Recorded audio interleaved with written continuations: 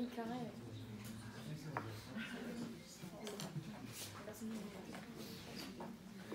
J'ai l'impression d'être Bruno Dondero. On est entré, bien, mes chers amis. Entrez, on va prendre du dirigeant ad nutum. Bon, mesdames, mesdemoiselles, messieurs, d'abord, avant tout, bravo, je crois, d'être là, puisqu'il y a des grèves. Vous avez vu, on a été un petit peu à l'improviste au niveau de la logistique. On a commencé à mettre des chaises ici et là, parce que je m'attendais à ce qu'il y ait 5-6 personnes en comptant les appariteurs. Force est de constater que vous êtes plus nombreux. Donc c'est vraiment une bonne chose, et comme vous avez pu constater, on essaie de vous corrompre avec des bonbons. C'est la marque Lysias. Alors que j'ai un petit peu, plus ou moins, une idée, tout le monde est ici inscrit au concours ou pas? Non? Non, mais c'est pas une honte, hein, ça arrive à des gens très bien. Qui n'est pas inscrit? Ok? Dans ces gens-là, qui compte éventuellement s'inscrire, voudrait s'inscrire? Ok. Et le reste, c'est inscrit. La plupart ici, c'est qui est en L3 ou post-L3? Ok. Et qui vient de découvrir les joies du droit, L1, L2? Vous êtes fous. On pleure 2 fois normalement. Quand on rentre à Cassin et quand on sort du Panthéon 5 ans après. Bonsoir, je vous en prie. Ah non mais... Pour un chargé de télé. Non, c'est bien, c'est une transition toute trouvée. Bonsoir, entrez, je vous en prie. Je vais aller chercher des choses. Ouais, je sais où tu vas les trouver déjà. Il en reste.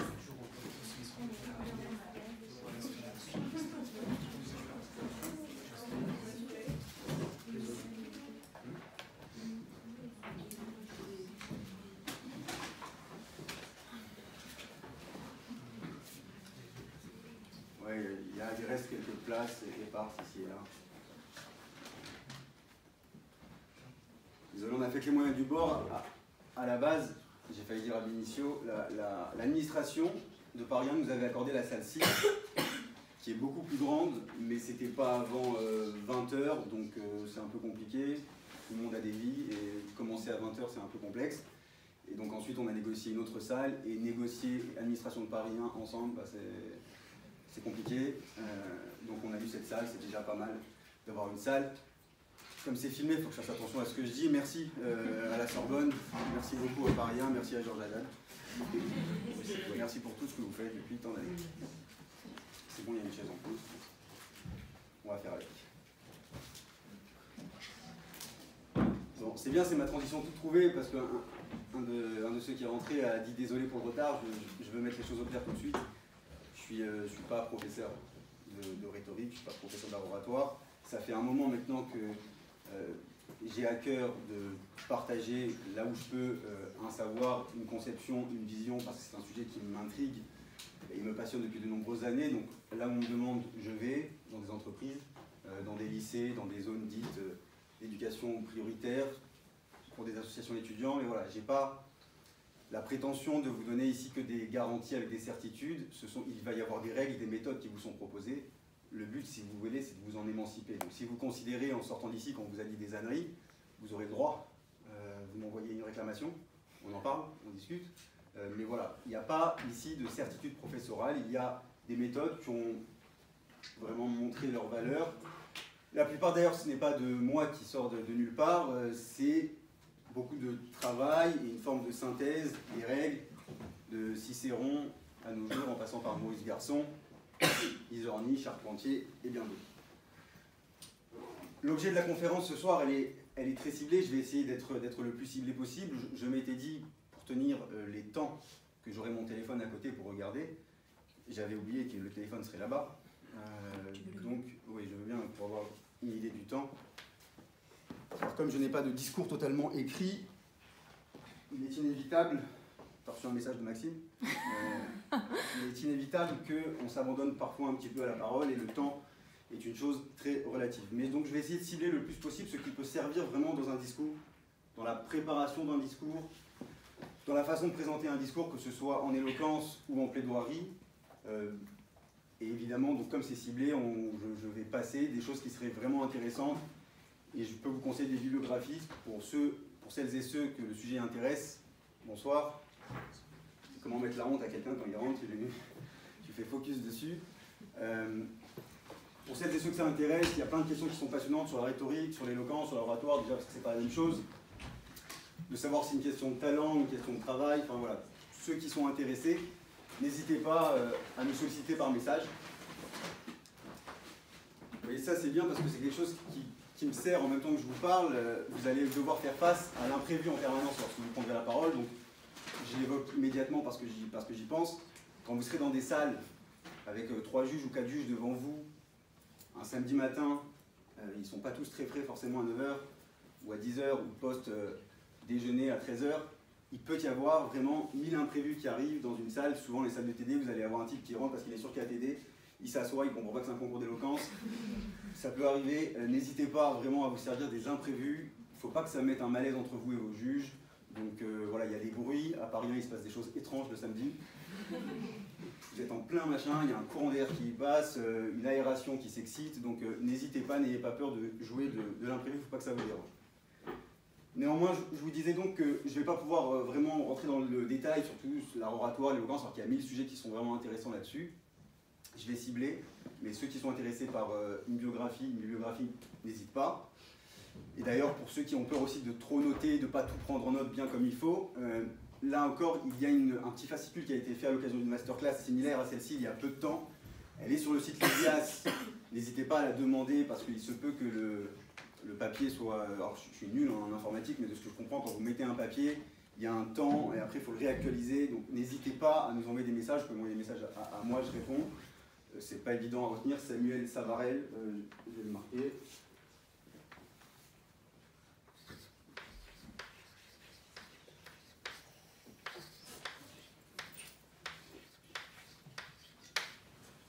Oui, j'écris comme un cochon. C'est pour ça que je suis pas encore sur les TD. Donc voilà, n'hésitez pas. Il y a à peu près tout ce que je vais vous dire là qui est retenu. Et même le plan que j'ai fait pour vous, je peux vous l'envoyer sans problème. Pour ceux qui sont encore un peu sceptiques ou pour ceux qui sont inscrits, je tiens à rappeler vraiment l'importance et la fécondité de ces concours-là. Dans le monde associatif universitaire, les associations d'art oratoire pullulent. Et c'est une bonne chose, il faut s'en réjouir. Il y a, rien qu'à Paris 1, je ne pourrais pas tous les citer par manque de temps. C'est vraiment une bonne chose. Il faut saisir cette chance parce que si vous regardez bien dans notre formation, alors à titre personnel, je suis beaucoup plus près du crépuscule que de l'aurore de la formation universitaire, mais on est orphelin de la prise de parole. On est formé, voire formaté à l'écrit.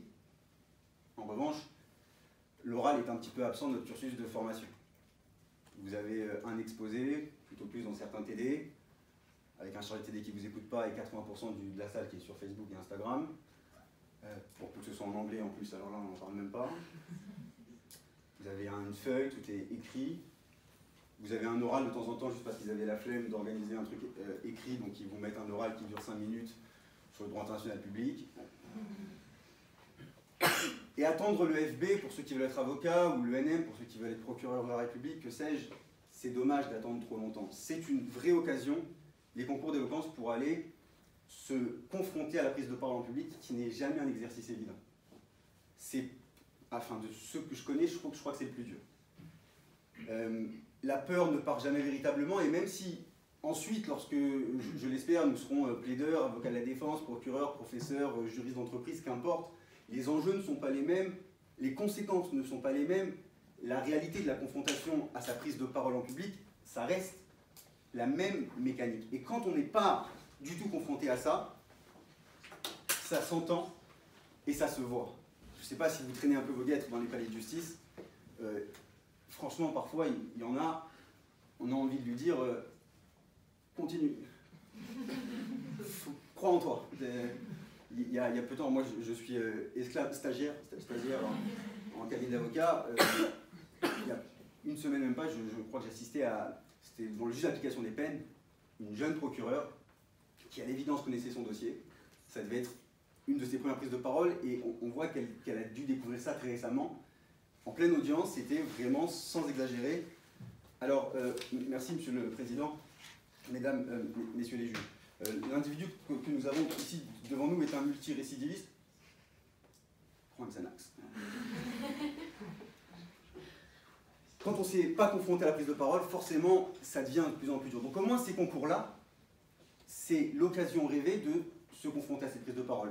D'aller, en plus, alors je parle pour le concours Lysias, hein, il y a 1000 associations avec des choses très vertueuses, mais l'association Lysias, dans le concours plaidoirie civile, pénale et éloquence, ça se rapproche vraiment d'une certaine forme de solennité de la justice, parce que quand vous plaidez, je vous plaide bientôt dans quelques années pour la plupart d'entre nous, un tribunal c'est un peu ça, quoi. Il y a un magistrat, plus ou moins réveillé, 2 assesseurs, une espèce de salle très solennelle, enfin dans l'ancien palais de justice, maintenant il y a la clinique, l'espèce d'hôpital qu'ils ont ouvert en guise de palais de justice, et c'est pesant, ça pèse, mais bas et lourd comme un couvercle, quoi. C'est vraiment, et cette pesanteur-là, quand vous êtes un petit peu habitué à l'affronter, ça devient quand même plus simple. On l'entend, ceux qui ont déjà fait des concours, etc.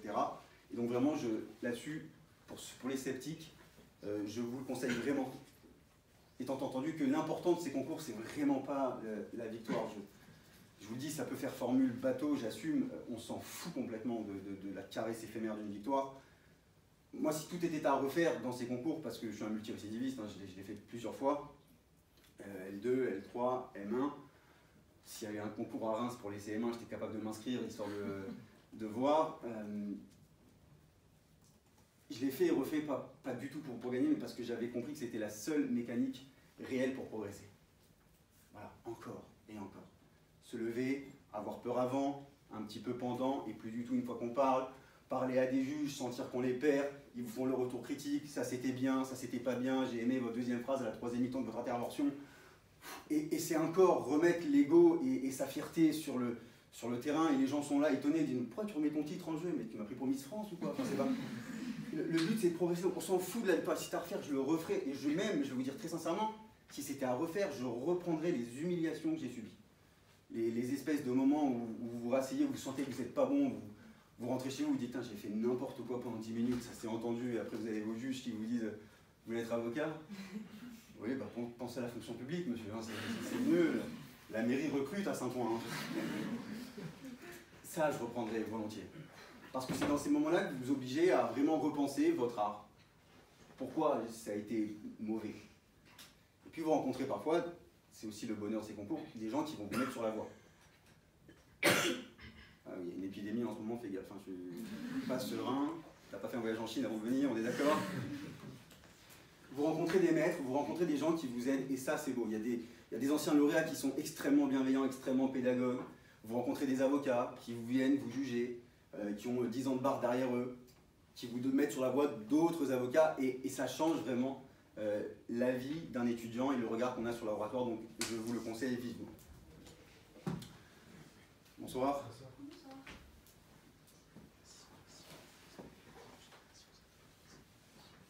Venons-en au fond.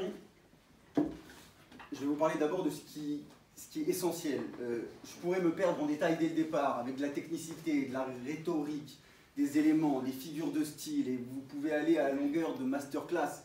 Vous entendez les gens qui vous parlent de choses, comment structurer un argument, comment faire une métaphore, comment se positionner en parallépipède par rapport au sol. Enfin, et personne ne vous dit, mais l'essentiel, soyez simple, authentique. La règle des règles, pour paraphraser Molière, c'est d'être simple. Ça va faire 3-4 ans maintenant que je fais des concours, des candidats, j'ai dû en voir des centaines. En mémoire, j'en ai 2, peut-être, ou 3. Sur 10 candidats, vous en avez 8 qui se trompent, d'exercice en fait. Le vrai but de l'art oratoire, le vrai but de l'éloquence, c'est d'aller parler, d'aller convaincre. Et sur 10 candidats, vous en avez 8 qui se trompent et qui font du théâtre, qui font de la lecture à voix haute de discours. Je veux le dire d'entrée de jeu parce que si vous deviez retenir qu'une seule chose ce soir, il faut que ce soit peut-être celle-là.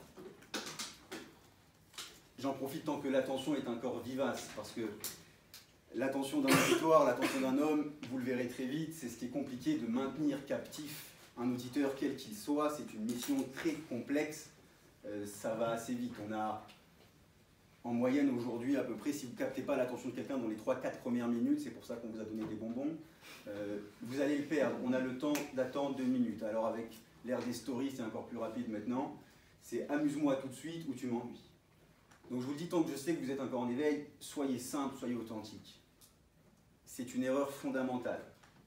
Vous pouvez aller voir des vidéos sur les concours, sur les conférences. Les candidats qui viennent avec un discours intégralement rédigé, j'insiste sur le intégralement rédigé, et qui vous font à peu près ça. Monsieur le Président, Mesdames, Messieurs les juges, peuple de Lysias, non, mon client ne regrette rien, rien de rien. On n'a qu'une envie, c'est de se pendre. Vous allez convaincre personne en faisant ça. Vous serez jamais aussi bon qu'en étant simple, vous-même. Nicolas Boileau a écrit dans l'art poétique, et c'est très intéressant à lire, ça se lit rapidement en plus, tout ce qu'il dit pour le poète, c'est à peu près valable pour l'orateur, et il dit « Soyez simple avec art, sublime sans orgueil, agréable sans phare. Soyez simple. » Le théâtral n'a jamais convaincu personne. Il ne faut pas confondre la grande éloquence et la grande éloquence. Ces gens-là, ils ennuient. C'est du cœur que part la flamme qui force l'auditeur à découvrir son âme. C'est fade, quelque chose de théâtral. Et ça, je tiens à le dire parce que c'est un réflexe naturel et inévitable qu'on a d'aller prendre le recours d'un texte intégralement écrit. Et comment les en blâmer, parce que ça fait tellement peur d'affronter un auditoire véritablement. D'aller vraiment être soi-même l'espace de 10 minutes. C'est hyper compliqué. Mais pourtant, le bon oratoire, la bonne intervention, c'est vraiment une opération à cœur ouvert et à visage découvert. Soyez vous-même. Je le dis avec insistance parce que c'est un réflexe qu'on a d'essayer d'aller choisir quelqu'un d'autre, un personnage, histoire de ne pas trop se montrer. Parce que regarder des gens 10 minutes, les yeux dans les yeux, pour être cahuzacien, c'est compliqué. C'est compliqué.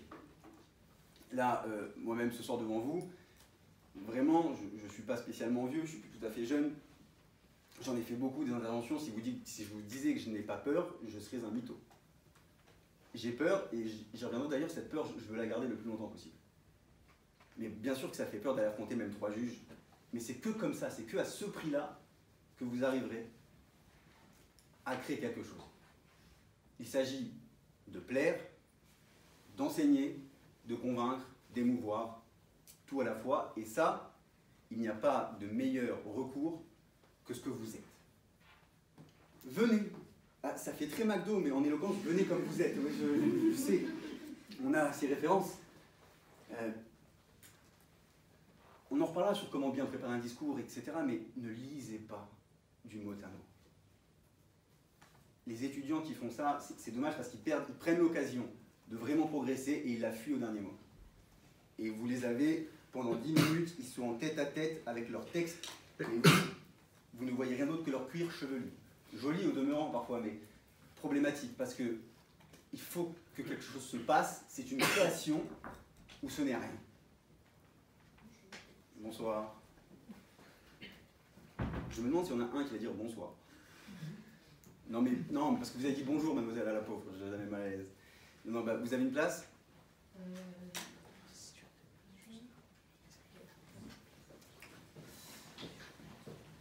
Donc oui, venez vraiment comme vous êtes, avec votre authenticité. Vous mettez tout, en fait, dans une intervention en éloquence, dans une intervention à l'oral, de surcroît avec les sujets d'éloquence, vous verrez, c'est des sujets qui vraiment, ça ouvre le champ des possibles, en général des sujets philosophico-comiques, mais ça ouvre le champ à l'authenticité, à la simplicité. Alors, il s'agit de mettre ce que vous êtes, vous, dans une plaidoirie. Vos désillusions, vos échecs, vos peurs, vos doutes, vos abandons, votre nostalgie, votre mélancolie, votre pathologie, parfois. Mettez tout, en fait. Mettez tout. Quand quelqu'un qui a un sujet qui évoque, par exemple, ça arrive, l'amour, il va me parler pendant 10 minutes de l'amour au regard de Flaubert et Stendhal. Mais c'est pas lui, parle-moi de toi. Je sais que tu t'es fait friendzoner il y a 2 mois, dis-moi ce que ça t'a fait. Vas-y, aie le courage d'être toi-même. sans jamais tomber dans l'extrême inverse qui est tout à fait condamnable, celui du cabotinage, du narcissisme poussé à son paroxysme. Non, il ne s'agit pas de parler pour soi, mais il faut parler de soi. Entre les deux, la nuance, elle est très importante. Donc, là-dessus, que ce soit clair, soyez véritablement vous-même, ne lisez pas. Si vous voyez que vous n'y arrivez pas, il y a des méthodes, mais ne lisez pas. Hein, je parlais des avocats tout à l'heure, un des plus grands avocats qu'on ait connu, peut-être deux, Maurice Garçon et son maître, qui était maître Laborie. Maurice Garçon était un jeune avocat à ce moment-là, tout le monde est certain qu'il aura une immense carrière, il était d'ailleurs le fils d'un grand pénaliste, de la doctrine, et voilà arrivé sa première audience aux assises, et lui qui était pourtant si doué par la peur, a intégralement rédigé sa plaidoirie. Aux assises, en même temps, ça peut se comprendre, ça fait tellement peur, les assises. Il rédige intégralement, et son maître de stage, qui le voit juste avant, il dit « Fais voir ta plaidoirie, je te dis si c'est bon ou pas bon ». Donc maître Maurice Garçon rend sa plaidoirie à Laborie, tout craintif, que va dire le maître, et Laborie regarde sa plaidoirie, il la lit, et franchement elle est parfaite. Il la prend, il la déchire, devant lui. Alors là, si on se met à la place de Maurice Garçon, ce qu'il a dû se dire à ce moment-là, Starful là. Et là, il lui dit ceci qui est très important, plaide, parle, ne lis pas. Voilà. Donc pareil pour vous, allez avec au plus profond de votre être, de votre âme, de ce que vous êtes. Je vais expliquer comment est-ce qu'on prépare ça sans crainte pour ne pas avoir peur de se lancer à l'eau. Mais imaginez ne serait-ce que la petite conférence de ce soir si je faisais que lire. Là, j'ai devant moi un plan qui est un fil d'Ariane, comme un rappel, comme un secours, comme un renfort, mais pas un dictateur oratoire. Si je veux m'en émanciper, je le fais. Parce que, retenez ceci, c'était déjà très bien dit par Cicéron et puis par Montaigne notamment, la parole n'est pas un monologue quand il y a un auditoire. Là, ce qu'on est en train de faire, c'est qu'on dialogue. Il n'y a que moi qui est dans la sonorité, mais on dialogue. C'est 50-50. Entre ce que j'avais pensé faire et ce que je vais faire, il y a toujours une petite marge. Cette marge, c'est vous. Je me nourris, on se nourrit toujours d'un auditoire, d'une instance, d'une ambiance. Parce que parfois, quand vous pensez votre intervention, vous l'imaginez de telle manière, et puis vous arrivez, c'est pas du tout comme c'était prévu. La chaise, elle est là, l'auditoire, il est là, il y a 3 juges sur 5 qui, en fait, ne sont pas venus, et vous découvrez tout ça, et puis les têtes sont différentes que ce que vous avez imaginé.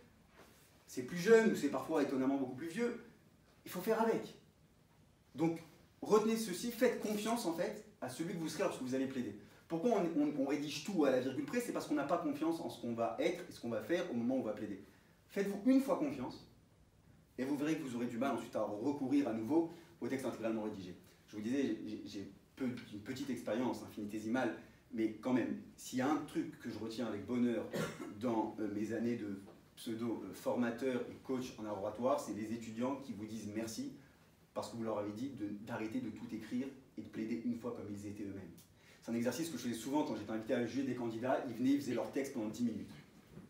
Je pensais à ce que j'allais manger ce soir, pendant 10 minutes. Et à la fin, je disais, est-ce que tu peux, s'il te plaît, lâcher ton discours, et je vais te poser une question, je te donne 3 minutes pour me répondre. Il n'a pas eu le temps de la préparation. Il n'y a pas de discours, il n'y a rien. Je dis, voilà, imagine que les juges qu'on est là, on a le droit de te retirer quelqu'un. Pense à quelqu'un que tu aimes profondément. Les juges là, nous, on a le droit de te l'enlever. Tu as 3 minutes pour nous convaincre qu'on a le droit de t'enlever ta mère, par exemple. Montre-nous que toi aussi, tu préfères à la justice ta mère, que tu es canusien. Tu as 3 minutes. Et là, c'était le jour et la nuit. Les candidats qui étaient juste insipides avant parce qu'ils lisaient, se révélaient en fait. Ils parlaient à cœur ouvert, vraiment, sans préméditation outrancière, et c'était du sublime. Donc, là-dessus, que ce soit clair. Quand on y parle, la question de la peur, parce que je sais que certains qui voulaient venir à la conférence m'ont parlé de ça en message, la peur. Et j'ai eu des étudiants qui me demandent comment est-ce qu'on enlève la peur. Et je ne vois pas pourquoi on veut l'enlever en fait. Tout bonnement. Ou les étudiants qui me disent j'adorerais faire ce concours, mais j'ai peur. J'avoue que je ne comprends pas. En fait, la peur, ça fait partie intégrante de ce que vous êtes et ça fait une grande partie de votre qualité. Quelqu'un qui n'a absolument pas peur n'a plus le souci de bien faire. Quelqu'un qui n'a absolument pas peur accentue, aggrave le fossé qu'il y a entre lui et son auditoire et se crée très vite pas très sympathique. Quelqu'un qui arrive avec une arrogance particulière on ne va pas l'écouter. Ça dérange. Surtout en France, on a horreur de l'arrogance, surtout celle des autres. La peur donne une forme d'humanité que l'auditoire va pouvoir percevoir. Et ça, il faut le garder. Absolument le garder. N'ayez pas peur de la peur. Un vieil avocat m'avait dit, moi j'ai peur du jour où j'aurai plus peur. Je trouve la formule bien vraie. Et comme je disais, je suis en stage, un des grands avocats que j'aime bien, alors je ne dirais pas son nom parce que l'épisode est un petit peu douteux, j'étais aux toilettes avant d'aller... Enfin non, voilà, le mec qui te dit douteux, après il te dit toilette, c'est bizarre, mais ce que je veux dire c'est que je suis allé aux toilettes juste avant, c'était à son tour de plaider d'ici 10 minutes, et j'entends quelqu'un qui n'est vraiment pas bien dans les toilettes du palais de justice. Vous savez, c'est une gênante, est-ce que je filme pas, ça se fait pas. Et là c'est lui qui sort, l'avocat à peu près 45 ans, que j'admirais tellement. Et là, t'es comme un débile. Tu vas pas dire à un maître, t'as la diarrhée, tu vois, c'est pas très éloquent. Donc, mais comme il voit que j'avais vu, il dit oui. Après 20 ans, j'ai peur. Au possible, il avait les mains moites, c'était dégueulasse. Et je vous raconte même pas l'état des aisselles sous la robe. Et ça m'a marqué parce que, voilà, cette peur, faut la garder. Cette peur, faut la garder. En plus, je vais vous dire quelque chose là-dessus sur la peur, que ce soit clair. Elle s'en va une fois que vous prenez la parole. Ne pensez pas qu'elle va rester... Je vous vois douter, madame, vous faites la moue. Vous avez le droit d'être sceptique, mais quand vous faites une intervention orale, en général, je ne dis pas qu'elle disparaît, qu'elle s'évapore comme par magie, mais au fur et à mesure que vous êtes dedans, elle a tendance à beaucoup diminuer. À l'instar de l'eau, quand on se met dans l'eau, au début elle est un peu froide, après ça va bien. Ou ce que dit Alain, le philosophe, dans Les propos sur le bonheur, c'est vraiment valable pour l'orateur. Il parle d'un pianiste qui est tétanisé avant de jouer, et lorsqu'il joue, c'est le virtuose. Mais vraiment, là-dessus, soyez serein, elle a tendance à partir. La peur, il y a des études très intéressantes qui ont été faites, notamment citées par un philosophe qui s'appelle Maurice Ougardi, qui a écrit sur l'art de la parole, par rapport aux soldats. La mécanique de la peur avant la bataille, elle est exacerbée pendant, l'adrénaline prend le dessus, l'instinct de survie prend le dessus, et elle est mise d'un côté. Dans la prise de parole publique, c'est pareil. Vraiment, sur le moment, sachez qu'elle disparaît. Et puis après, elle s'estompe au fur et à mesure qu'on pratique, ça, il n'y a pas de secret. Faire, refaire, encore et encore, et la peur a tendance à diminuer. Mais elle ne disparaît jamais vraiment. En fait, on apprend à l'appréhender différemment. C'est pour ça que ces concours sont si importants. Parce que vous appréhendez la peur différemment. Là, avant de rentrer dans la salle, j'ai respiré un bon coup. Je suis ressorti parce qu'il fallait chercher une chaise. Je suis re-rentré. La peur, elle était là. Surtout que, comme je vous disais, comment on prévoit la chose et comment elles sont, je pensais vraiment faire quelque chose devant 3 personnes. Force est de constater qu'on n'est pas bon en maths. Bonsoir. Bonsoir, allez-y, je vous en prie. Alors vous n'aurez pas autant d'imprévus normalement samedi. Rassurez-vous, s'il y a quelqu'un qui rentre toutes les 2 minutes, c'est qu'il y a un problème. Mais voilà, cette peur, il ne faut pas qu'elle vous paralyse parce qu'on en fait toute une montagne alors que ce n'est pas si grave que cela. J'ai souvenir d'une personne que j'avais aidée qui était certain que la peur allait totalement le tétaniser. Et pour cause, la première fois que j'ai fait un exercice avec lui, j'ai pas compris, je lui ai dit bah écoute, c'est quand tu veux, je mets mon chrono. Il était plus là. Il était parti de la petite salle qu'on avait louée pour l'occasion, il me dit j'ai peur. J'ai dit mais je suis tout seul dans la salle. Je peux rien faire, j'ai pas de pouvoir sur toi, je peux rien faire pour ta moyenne de t'aider, enfin, détente. On a travaillé 1 fois, 2 fois, 3 fois, 4 fois, et aujourd'hui, il faudrait peut-être lui rappeler d'avoir peur, lui. Donc, ne vous inquiétez pas sur ça, la peur se dissipe. Alors, comment est-ce qu'on prépare son discours lorsqu'on ne veut pas tomber dans la facilité problématique de l'écriture intégrale? Comment est-ce qu'on prépare? Alors là encore, il n'y a pas de secret absolu, de baguette magique, mais il y a des méthodes qui ont fait leur preuve. D'abord et avant tout, dans quel sens faut-il aller? Une des grandes erreurs,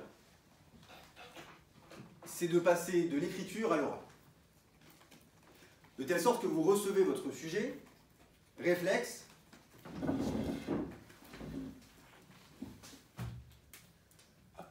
vous asseyez, vous attendez que ça vienne, vous écrivez. Et sur le moment, on peut trouver ça... Wow, c'est du standard ce que je viens de faire. Et puis vous vous levez et vous dites à l'oral. Et là, vous êtes tout d'un coup beaucoup plus modeste sur ce que vous venez de faire. La pensée pour l'écriture n'est pas la même que la pensée pour l'oralité. Donc, il faut plutôt aller dans l'autre sens. Penser son sujet, et au fur et à mesure, le mettre à l'écrit, et ensuite, on structure la chose. Jacques Izorni, qui était un immense avocat, le défenseur du maréchal Pétain, avait reçu un message d'un étudiant en droit. Il disait: Maître, je rêve d'une chose, c'est de vous regarder préparer une plaidoirie. Et Jacques Izorni lui avait répondu, puisqu'à l'époque les grands avocats avaient une vraie forme de déontologie, et il lui avait dit: il n'y a pas de souci, vous êtes le bienvenu au cabinet si vous avez 2 heures à perdre à regarder un bonhomme qui court et tourne dans son bureau et met une phrase sur une feuille de papier une fois toutes les 5 minutes. Et c'est véritablement comme ça que ça peut bien marcher.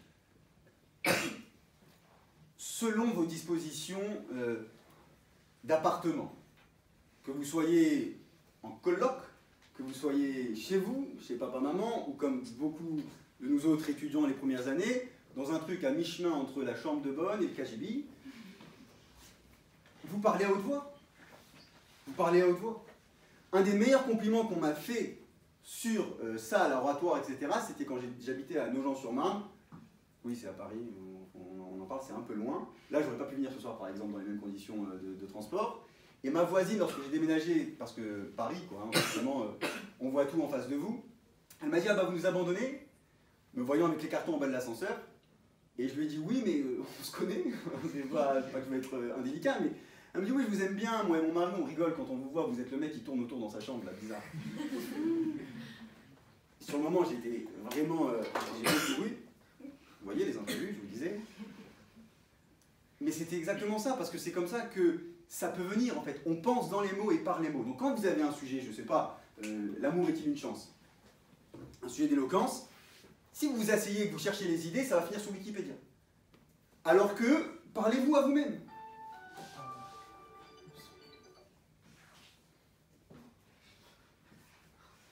Vous viendrez le voir à la fin du cours, monsieur.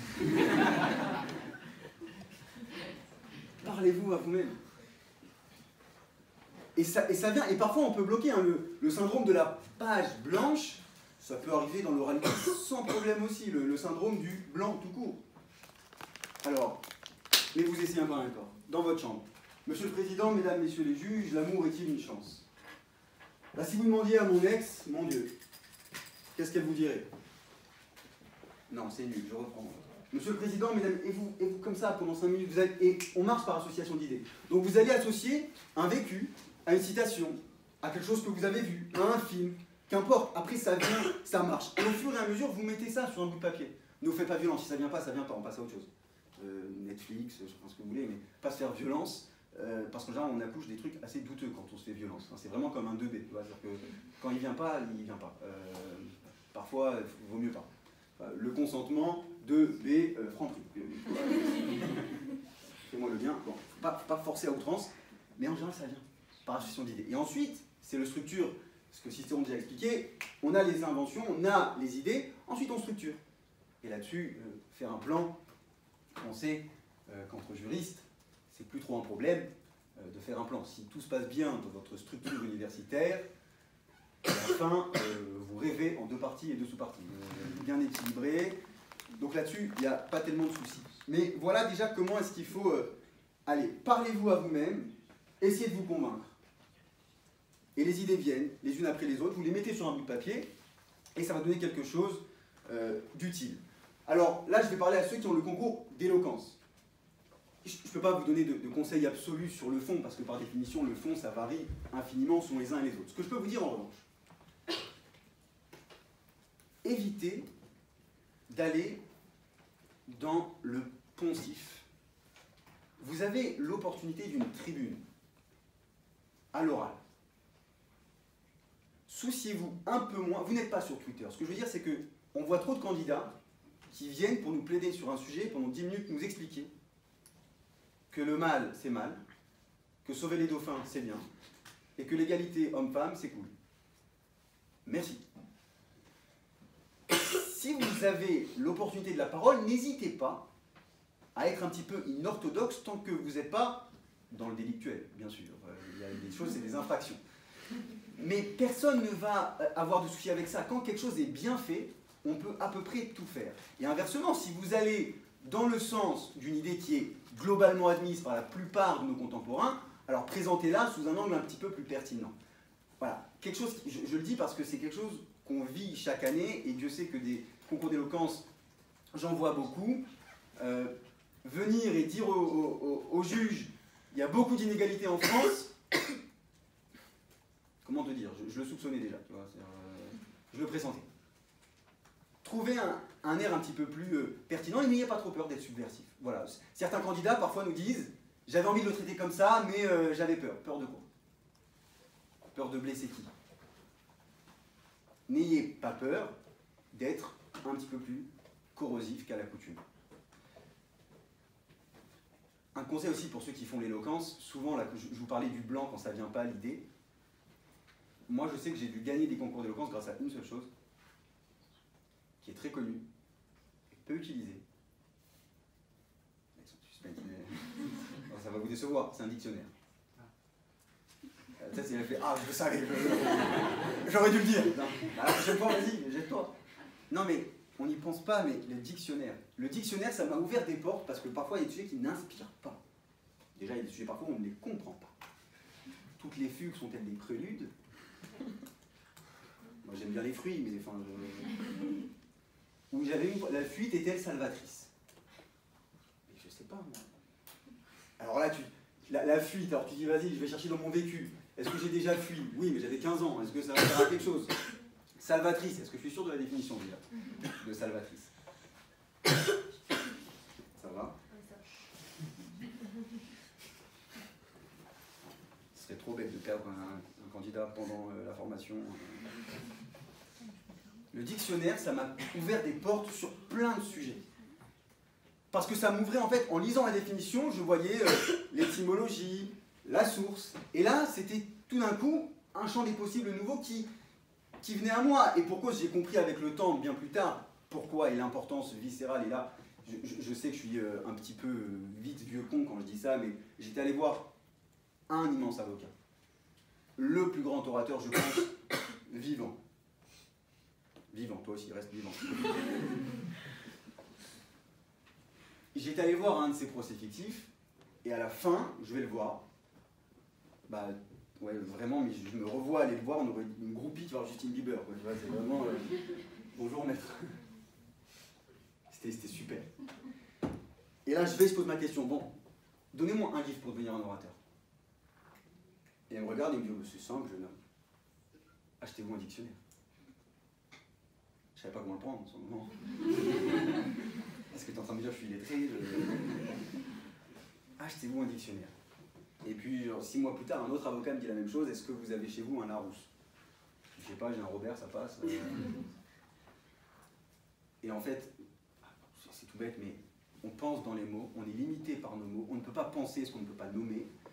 Jacqueline de Romy, qui était une femme à l'intelligence coruscante, explique ça très bien en 10 pages. L'intelligence, le champ de nos pensées gagne en extension ce que notre vocabulaire gagne en épaisseur.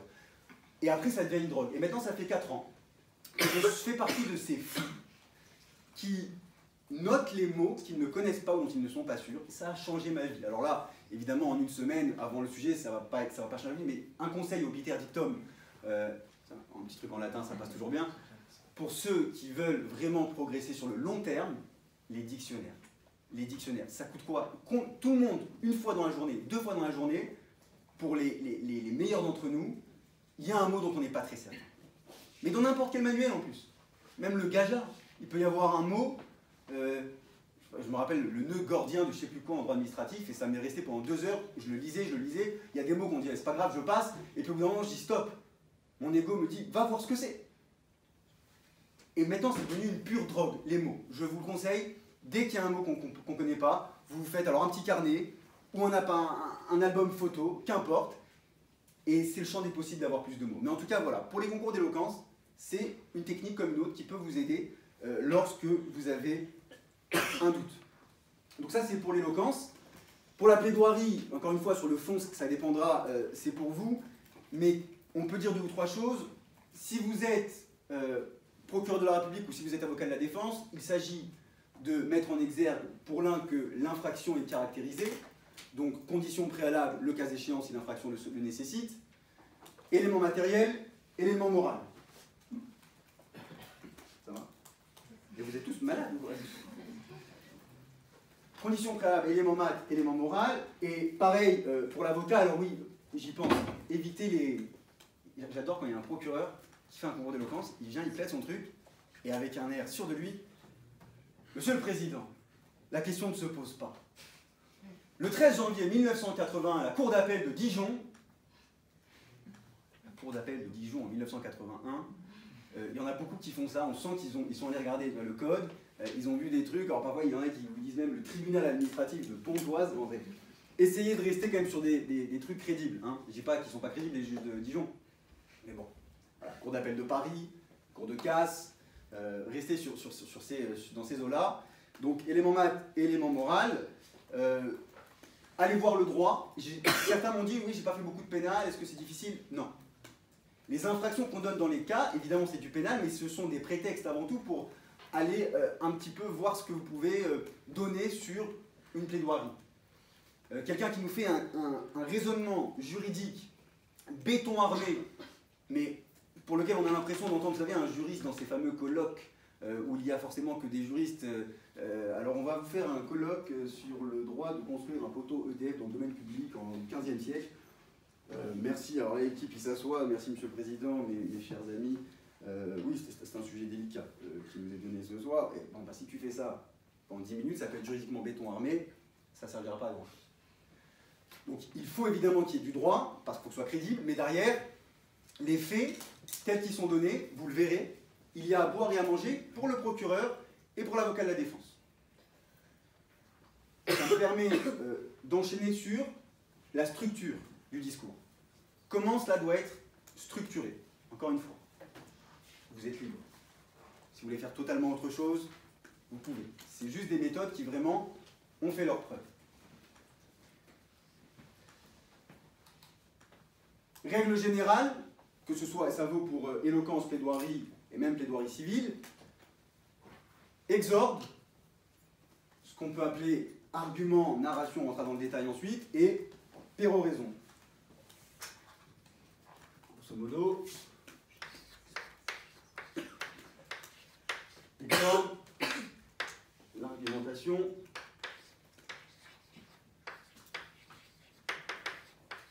et la péroraison. Ça, c'est quelque chose qui est valable, peu importe l'exercice spécifique. Pourquoi? L'exorde a vocation à une seule chose, capter la bienveillance. Comme je vous le disais tout à l'heure en préambule, l'attention humaine est quelque chose qui vacille facilement. Il faut que, dans le début de votre intervention, j'ai envie de vous suivre. J'ai envie de vous écouter. C'est un phénomène, par exemple, que le parallèle peut être fait, les agents immobiliers connaissent bien le phénomène. Quelqu'un qui rentre pour acheter un appartement, s'il n'a pas le coup de cœur dans les 40, 50 premières secondes, ça peut être exactement l'emplacement qu'il voulait, l'endroit qu'il voulait, il y a même des moulures au plafond, il ne le prendra pas. Il faut qu'il ait le coup de cœur. Pareil avec un auditoire quel qu'il soit. Il faut qu'au début, quelque chose me donne envie, tiens, d'aller vous écouter. Alors dans l'exorde, il y a plusieurs façons de faire. Il y a l'exorde qui va vraiment dans le pathos, c'est-à-dire dans cette espèce de sentiment qui doit toucher. Il y a l'exorde ex abrupto. Il y a l'exorde qui est un petit peu provoquant, mais jamais totalement indélicat. Il y a 1000 façons de traiter un sujet. Mais si vous commencez avec quelque chose, comme ça arrive souvent, Monsieur le Président, Mesdames, Messieurs les juges, nous verrons dans un premier temps que avant dans un second temps ça ne donne pas très envie.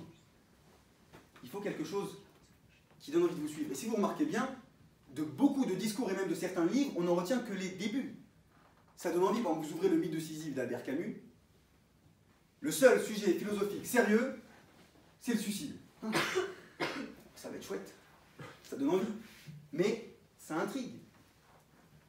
Dans un discours, pareil, il faut que la première note me donne un petit peu envie de vous écouter. Un sujet sur la pauvreté. Monsieur le Président, Mesdames, Messieurs les juges, la pauvreté est grave. Merci. Monsieur le Président, Mesdames, Messieurs les juges, est-ce que vous savez que nous laissons mourir dans nos rues 9 millions de personnes? Là, au moment où je vous parle, il y a peut-être 3-4 morts, Monsieur le Président, dehors. Dans l'indifférence générale. Vous avez dit la même chose, mais un petit peu différemment. Bonsoir, entrez, je vous en prie. Vous arrivez pile pour le début, c'est très bien. Entrez, entrez, je ne sais pas, est-ce qu'il y a de la place au fond, dedans, derrière? Sinon même, cette chaise-là, on peut l'utiliser.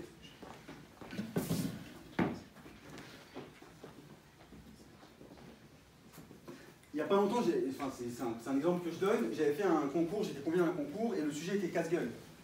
C'était quelque chose sur le féminisme, féminicide, etc. Il y avait 4 candidats avant moi, et les 4 candidats avaient fait la prouesse d'endormir à peu près 80% des gens qui étaient présents, et notamment les 4 juges femmes qui nous écoutaient. Mon exorde devait me permettre de regagner l'attention. Vous voyez, c'est bien, au moins vous avez vu vraiment l'exercice le plus dur, parce que si j'arrive à ne pas vous perdre là, c'est que j'aurais réussi ma soirée. Et je savais que les gens ne m'écouteraient pas, parce qu'on venait d'assister à 4 discours soporifiques, sans être méchant. Les juges, je le voyais bien, n'étaient vraiment plus avec nous. Elles dialoguaient entre elles, c'est très dur pour un candidat. Ça, nous, on ne le fera pas. Je vous en donne ma parole. Les juges, entre eux, ne vous manqueront pas de respect. Celui qui fait ça, on le démonte. Ah non, mais vraiment, un juge vous fait ça, vous mettez octogone sans règle, direct, il n'y a pas moyen. Et là, c'était ça. C'est-à-dire, le candidat était en train de plaider, et l'autre, je ne sais pas s'ils étaient sur un site de fringues ou quoi, elle lui montre vraiment, elle lui montrait, et c'était gênant, et je savais qu'elles étaient dans cette disposition intellectuelle-là avant de m'écouter. Donc je vais, je pose mes feuillets, j'avais prévu une petite exorde, une phrase de Simone de Beauvoir ou de Veil, je ne sais plus, quelque chose pour faire joli, dire je suis votre ami, je viens en paix, s'il vous plaît, ne me balancez pas. Et ça n'allait pas marcher, ça allait faire pchit. Donc j'arrive, Madame la Présidente, Mesdames les juges, je tenais à vous dire que, à mon sens, l'égalité des sexes est une véritable ineptie. Il est sérieux là aussi.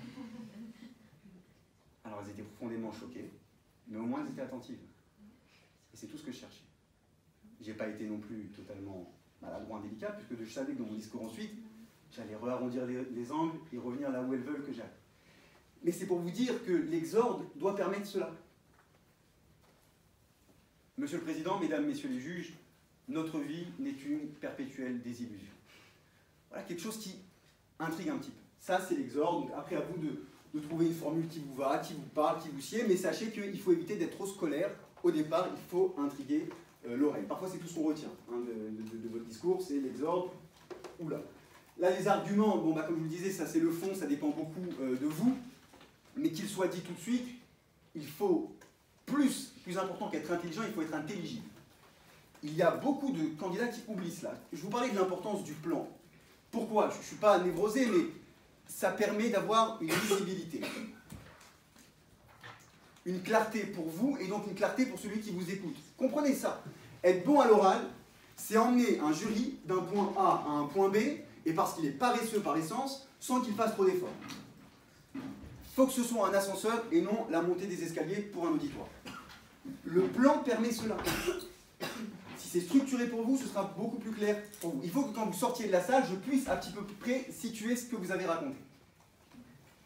Et je le sais d'autant mieux parce qu'il m'est arrivé de faire des choses où moi-même, en parlant, je me parlais à moi-même en nous disant qu'est-ce qu'on est en train de faire. J'avais un sujet une fois sur le doute. Je me suis dit, chouette, c'est un sujet philosophique, j'adore, je vais en mettre plein la vue, le scepticisme, le pyrrhonisme, et vas-y, et Descartes, et trucs. Et pendant que je parlais, je me perdais totalement. J'avais voulu montrer je ne sais quoi, j'étais totalement inintelligible, j'étais pas structuré, j'étais seul, absolument seul, et dans une pièce où il y a 100 personnes, quand vous êtes seul, vous êtes encore plus seul. Vous penserez à la phrase de tout à l'heure. Mais ça, évitez-le. Donc un plan bien structuré, ça permet de ne pas trop se perdre, et surtout intelligible. Si lorsque vous reprenez votre argumentaire, vous vous dites tiens celui-là, est-ce que vraiment il est important? Ou est-ce que c'est pour me faire plaisir? On enlève. La phrase de Boileau. Ajoutez quelquefois, mais souvent, effacez. Il faut savoir effacer quand on trouve ça pas trop. Il faut que ce soit clair et limpide pour vous. Et croyez-moi, c'est infiniment plus facile de ne plus être dans la lecture d'un bout de papier, d'un discours écrit, lorsque vous êtes sûr de votre plan. Vous savez d'où vous partez, vous savez où vous allez et vous savez comment vous y allez.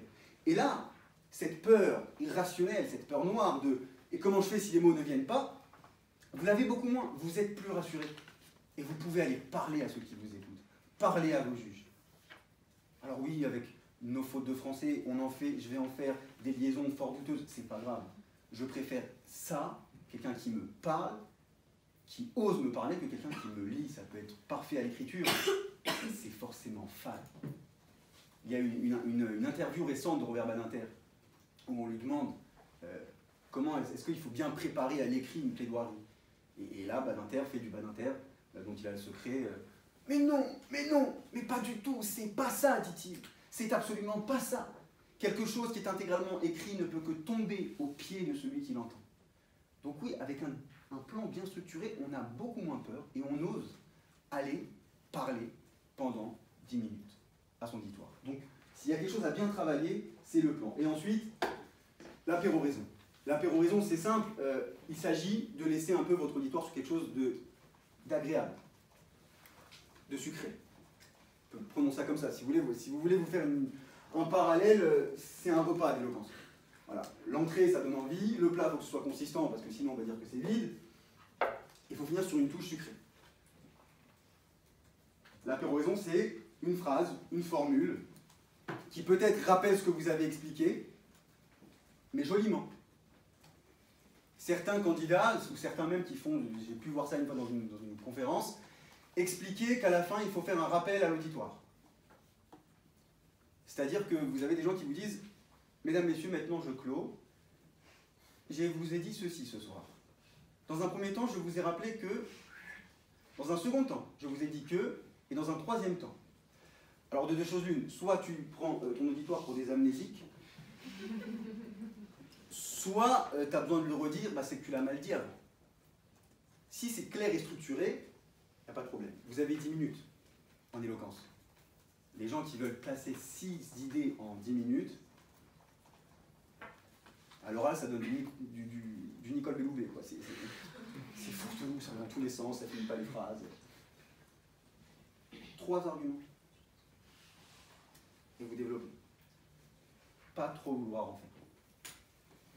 Donc, moi je déconseille de vous dire à vos juges, parce qu'on ne vous écoute plus, c'est bon, on a compris, je viens de vous le dire.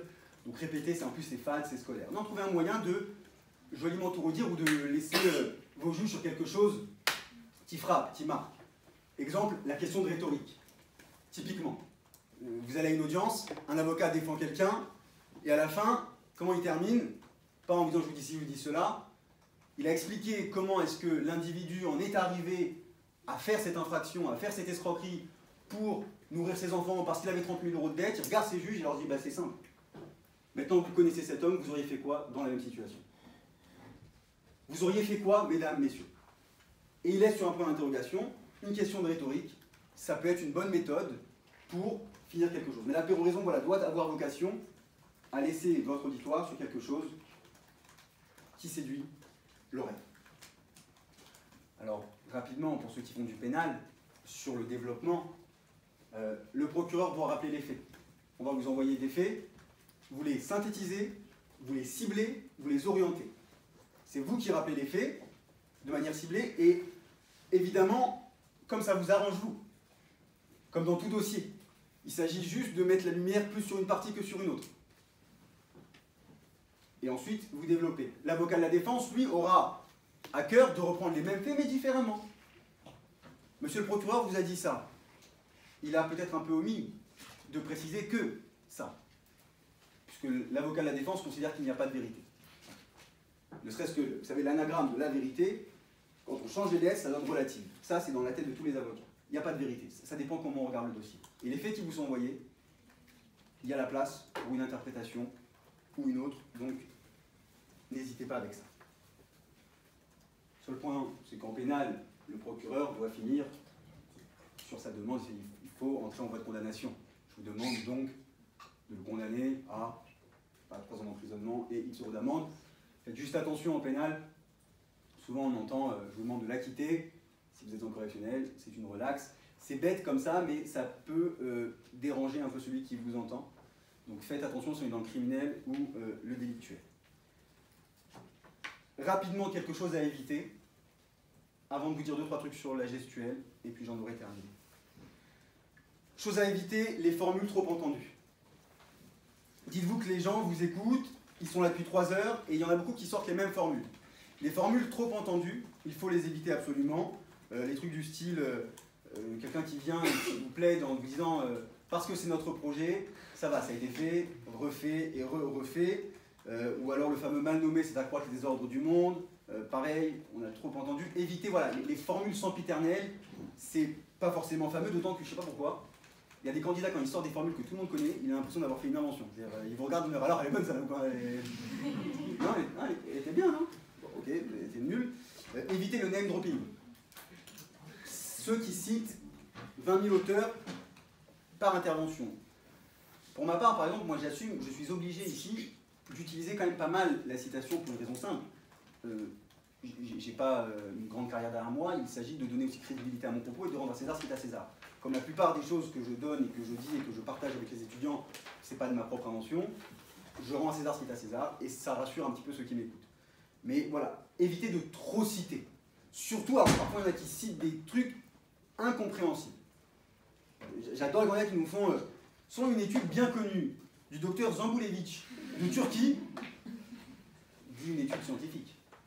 Ou alors les phrases qui sont très, très connues, quand vous nous donnez l'auteur ensuite, on a envie de vous dire, mais c'est presque insultant, tu vois. Monsieur le Président, demain dès l'aube, comme disait Hugo. Vous ne savez pas un président de l'aube. Mais j'aime donner des choses de culture. Bon, on sait, éviter ça. Aussi quelque chose, alors moi je déconseille, peut-être qu'il y en a qui trouvent que c'est une bonne idée, j'en sais rien. Les candidats qui en plein milieu se mettent à chanter. Vous voyez? Mais oui, ça existe. Ça peut être un moment très gênant pour tout le monde. Voilà. J'ai eu, il n'y a pas longtemps, j'ai été invité à juger un concours et son introduction, son exorde, c'était ça. C'était Charles Aznavour. Et en plus, j'avoue que moi j'ai du mal qu'on soit sacrilège avec Aznavour. Hier encore, j'avais 20 ans, le garçon, enfin t'as 20 ans, donc... et puis il fait ça, mais on se dit allez, 2 secondes. Non, il nous a fait un couplet. Je l'arrête. Tu t'attendais à ce quoi? À ce que je vous veux dans mon équipe. Je sais pas. Peut-être que dans sa chambre, seul sur sa table, c'est un génie. Ah, je vais les tuer avec ça. Bah, il les a tués, hein, ça, je vous garantis. Voilà, évitez de trop chanter. Chose à savoir en revanche, ah oui, ça je tiens à vous dire aux candidats. Quand on plaide, il peut y avoir un moment où on sent que ça ne prend pas. C'est ça, l'orateur a quelque chose de compliqué avec lui, c'est qu'un comique qui fait son sketch, il sait plus ou moins si ça prend. Il a un repère sonore. Ça rigole ou ça rigole pas. Un film qui est censé vraiment créer l'émotion, le réalisateur peut aller regarder derrière et on voit les larmes ou l'absence de larmes. On peut sentir. L'orateur, lui, n'a pas de manifestation sonore, mais il a quelque chose. Il sent. C'est comme ça, c'est inexplicable, c'est je ne sais quoi comme Zambulevic. On sent quand ça prend pas. Ça peut arriver. Mais ça peut surtout arriver qu'on croit que ça prend pas alors que ça prend super bien. Et pour cause, vous avez 3 juges en face de vous dans une salle, ça peut prendre vraiment bien. Donc ne vous laissez pas déstabiliser si vous sentez que ça prend pas.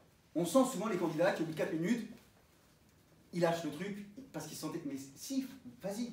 On peut pas évidemment. Et les candidats vous disent oui, mais vous aviez l'air pas très emballé. Mais tu veux qu'on danse? On est censé garder une certaine distance, une forme d'impartialité. Alors je sais, l'impartialité, les juges en France, on ne connaît pas très bien, mais on est censé faire ça. Donc on peut évidemment, mais intérieurement, il m'arrive de sourire. Et en plus, là aussi, ne vous laissez pas déstabiliser, vous allez voir les juges, mais ça c'est vrai aussi en audience, on prend des notes quand vous parlez. Il y en a plein qui font ça. Donc si on ne vous regarde plus parce qu'on prend des notes, c'est pas qu'on vous écoute plus, c'est juste qu'on a soit adoré ce que vous venez de dire, soit il ne faut plus le dire. Mais voilà, ne vous laissez jamais déstabiliser par ça. Et comme je vous le disais tout à l'heure, jouer de l'imprévu. Dernier petit point sur ça, sur les choses à éviter, les choses à jouer, la place de l'humour. On demande souvent ça. Quelle place pour le rire en plaidoirie ou en éloquence? C'est très simple. Oui à l'humour. Un grand oui. Mais simplement parce que tout est question de mesure, il ne faut pas que ça devienne le Jamel Comedy Club. Il y en a qui confondent l'art oratoire et le one-man show. L'humour sert absolument à l'éloquence. D'abord, on peut être infiniment pertinent rien que par l'humour. Il y a des humoristes, leur drôlerie, c'est rien d'autre que des messages forts et politiques. Il y a deux écoles, hein. Il y a la maternelle et il y a des intellectuels qui font rire. Il y a Kev Adams et il y a Haroun. Enfin, vous voyez, c'est pas d'amalgame, hein, j'ai envie de dire. Avec le rire, on peut vraiment balancer des messages. Ça, oui, un grand oui. Le rire, surtout, c'est une digression. C'est une respiration pour celui qui vous écoute. Ça, je le sais, je le vois, moi-même, je l'utilise parce que c'est important. C'est ce qui permet une connexion, c'est ce qui permet de réduire la distance, c'est ce qui permet une sympathie, et surtout, ça permet une respiration. Si vous entretenez votre auditoire pendant 10 minutes sur un truc hyper complexe, il y a pas longtemps, une candidate, elle nous a expliqué l'éthique de Spinoza. Ce sujet, c'était « Faut-il être éthique ?» Elle est partie sur l'éthique de Spinoza. Bon, l'éthique de Spinoza, c'est lourd. Et son discours, c'était comme l'éthique de Spinoza, c'était très lourd. Alors que la même chose, avec peut-être quelques digressions, ça permet une respiration. Et on revient mieux. La digression, c'est pas une diversion, hein. C'est vraiment permettre ce rire qui crée une connivence et une forme de complicité avec votre jeu. Et si vous arrivez à faire rire 3 juges, c'est que vous pouvez tout faire. Parce que c'est très difficile. Là-dessus, hein, je vous le dis au passage, souvent les gens ils vous disent non, j'ai peur, il y a 800 personnes dans la salle, mais c'est beaucoup plus facile quand il y a du monde. Sachez que vous allez faire l'exercice le plus compliqué qui soit. Devant 3-4 personnes, dans une salle un peu solennelle, plus il y en a qui jouent le truc, bonjour, asseyez-vous, la parole est à la défense, vous avez 5 minutes, c'est quand vous voulez. Fallait boire un coup avant je sais pas, détendre. Bon, ne vous laissez pas abattre, mais c'est un exercice très difficile. Mais au moins, c'est le plus représentatif de la réalité. Lorsque vous plaiderez dans une audience, lorsque vous plaiderez devant un juge d'application des peines, c'est pareil. Il y a 3 pèlerins, une greffière qui fait plus de bruit que vous en tapant ce que vous racontez. Donc c'est la même ambiance. Donc là-dessus, c'est vraiment ultra formateur. Donc oui à l'humour, quand c'est une digression, quand ça sert votre propos, pas l'humour potache. Je termine, mesdames, messieurs, en vous laissant sur le non-verbal. Ça, c'est aussi important. On dit souvent que le non-verbal, c'est 80% d'une force de conviction. Certes, mais s'il manque les quelques pourcents restants, il ne restera plus grand-chose. Mais c'est vrai. Donc, parlons tout de suite de la gestuelle, si vous voulez bien, avant d'évoquer les silences, le rythme et le regard. Ça fait très chargé télé, ça, par contre, ce que je vais faire. Donc, petit A, la gestuelle. Alors, il n'y a pas de règle absolue. Il y en a quelques-unes qu'il faut éviter. Là, vous voyez, par exemple, j'ai une salle qui était quand même assez relativement grande, il y a un petit peu de monde, donc je peux me permettre, si je reste comme ça pendant 10 minutes, je vois monsieur et madame, bonsoir madame. Mais forcément, les autres vont se sentir exclus. Donc dans une telle salle, c'est pas dramatique, vous voyez, d'aller un petit peu vers la gauche, un petit peu vers la droite. En revanche, quand il y a 3 juges devant vous, imaginez que vous êtes mes 3 juges, bonsoir mesdames, messieurs les juges, je suis candidat. Il y a des candidats qui font ça, sans déconner.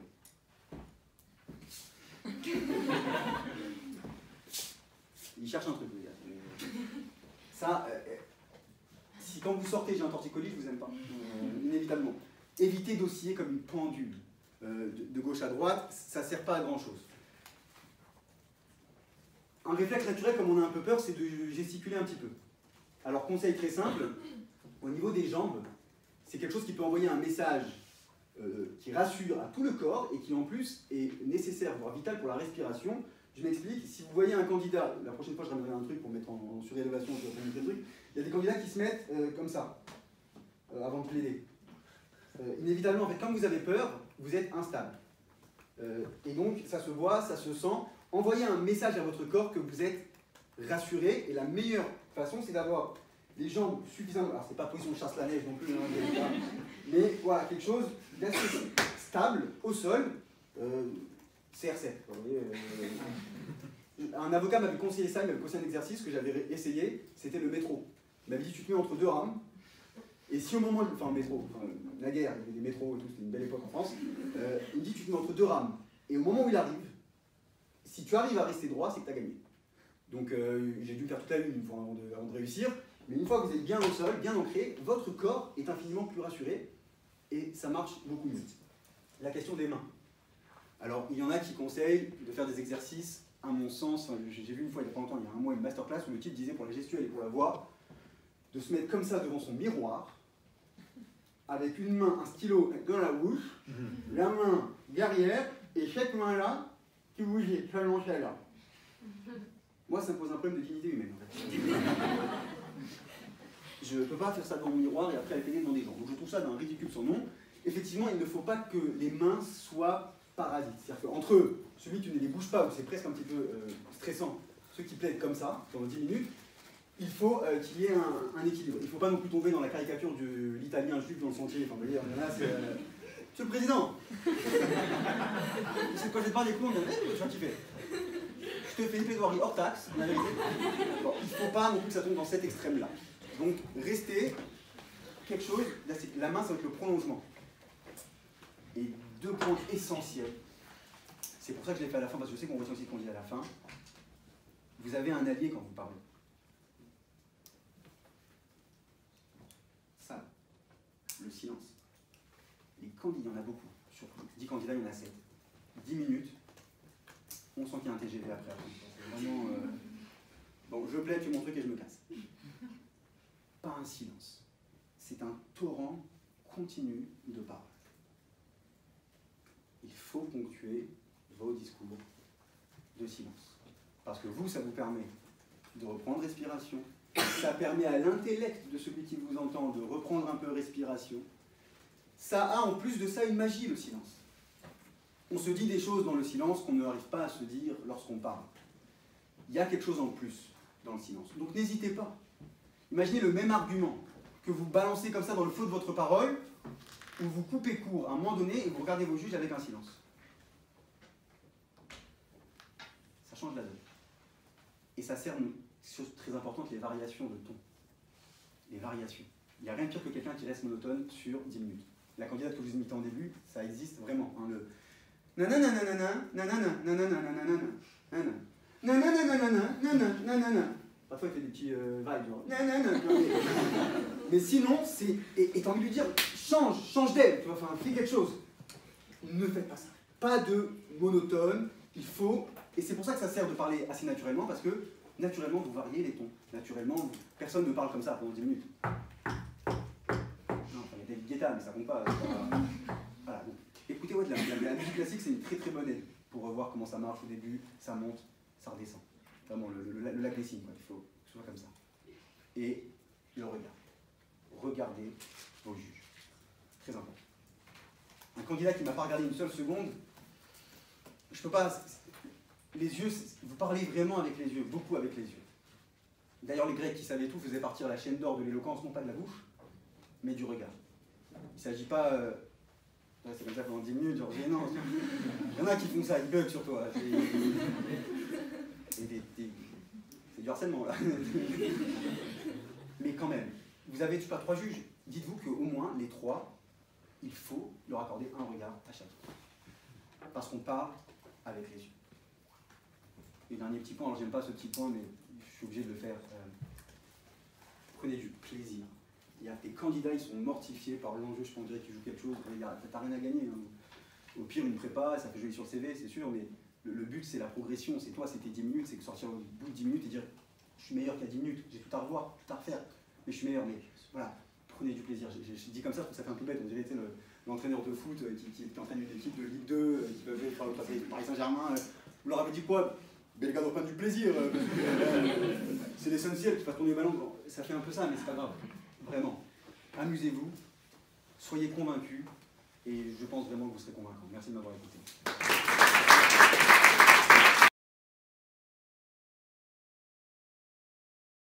Les gens qui viennent avec un MacBook et qui ouvrent, c'est un peu gênant, ils vont sortir un PowerPoint à un moment donné. Essayez, dans la mesure du possible, d'imprimer ou de venir avec une écriture, c'est préférable. Si jamais vous buguez avec un mot, ça nous arrive à tous, vous fourchez, ça arrive souvent. Pas de... excusez-moi, je reprends, désolé.